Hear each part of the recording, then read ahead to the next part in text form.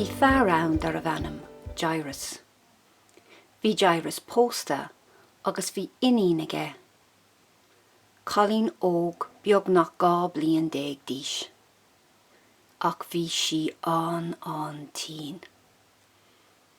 Cuir Iarius fis an doctor. Agus tháinig doctor, Iníag doctor, ach ní raibh aon duine dóibh in ann aon cabhair a chuirt don Cailín. Agus anois, bhí an Cailín tí bás a áil. Cúla Iarius na Scéalta faoi Íosa, agus na Míorúiltí a bhí déanta aige. Roci mé sa Iarius, agus írig mé Íosa teachtarás an seo agus a lámh a leaga mo Iníon, go teoigh feabhas agus bisseach orthaí. Agus d'imigh sé leis isteach san bhaile. Cuardaigh Iarius an bhaile.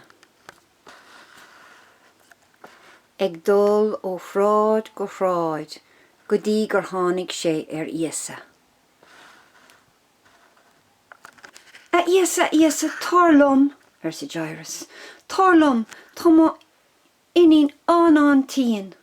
Tar agus leag do lámh orthaí go mbeidh sí ceart go leor arís. Cinnte, sa Íosa, agus d'imigh sé le Iarius. Bhí Iarius agus Íosa agus cúpla de na ospal ag siúil arás I dro teach Iarius, nuair a bhuail duine de na córsanna ló.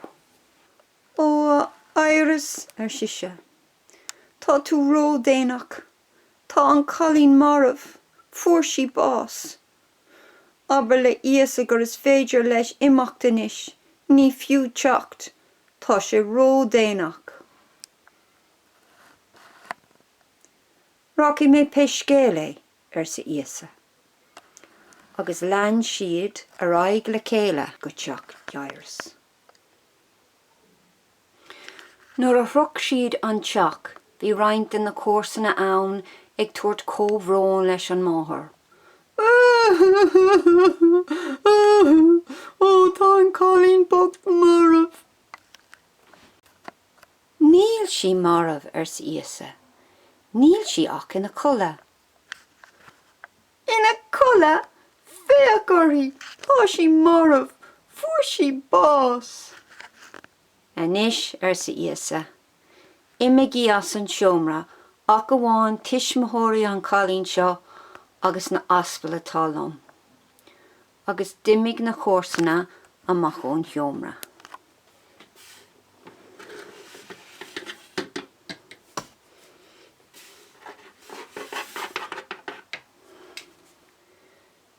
Hí Íosa síos in aice leis an labba.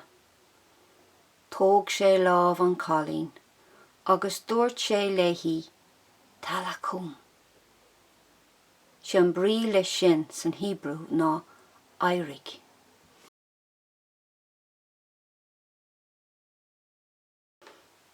Thosaigh sí ag siúil timpeall.